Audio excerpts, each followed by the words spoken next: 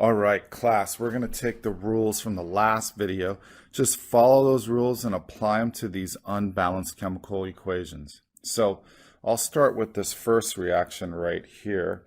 And this is a single displacement reaction. We'll talk about this later, but most importantly, I want to go through the rules. So the first rule is balance metals.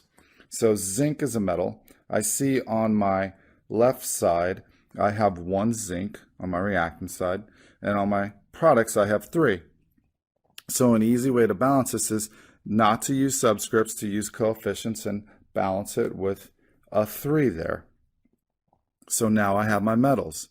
Then second rule, remember I would go to my non-metals, but if I had polyatomic anions and I had them on both sides, I'd leave those as a group. So I see here that I have a phosphate, and on the right side I have 2, and on the left side I only have 1. Well, rather than split that up into phosphorus and oxygen, I'll leave it as a group, and I'll put a coefficient of 2 right in front there. So if I look, now I can go to my hydrogens, because that's the last element, saving step 3 for last. And I notice that the hydrogen is in the form of a diatomic. When I look over here, I have 2 times a 3, that's a total of 6 hydrogen. So what number times 2 is going to give me 6 on this side? A 3, and now my top equation is balanced. So I go to the next equation, number 2. And I say to myself, okay, let's follow the rules. Now, I have a phosphate on this side, but I do not have a phosphate on the left side. So in this case, I will have to break it up because the polyatomic's not on both sides. So following my rules, I first go to rule number 1, metals. There are no metals. That's fine. I skip that rule. I go to number 2. Number 2 is balance nonmetals.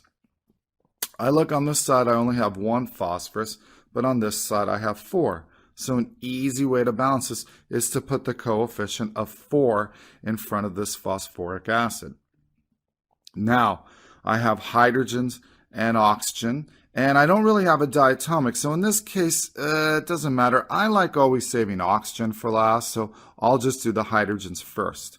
So on my right side, I have a 4 times 3, right? 4 times 3 equals 12.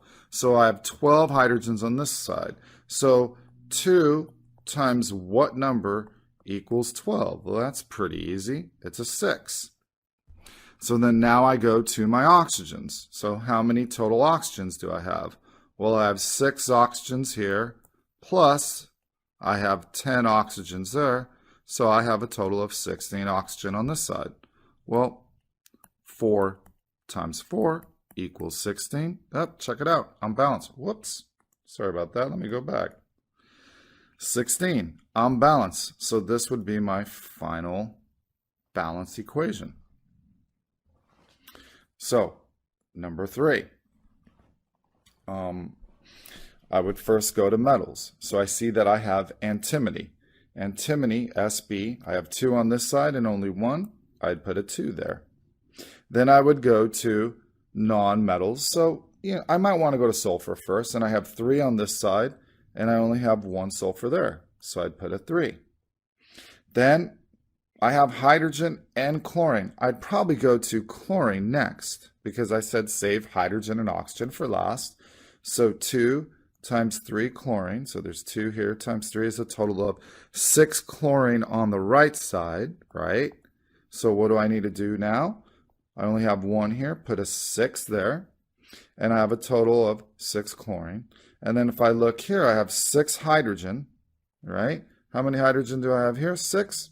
I'm balanced. I'm done. Those rules are beautiful.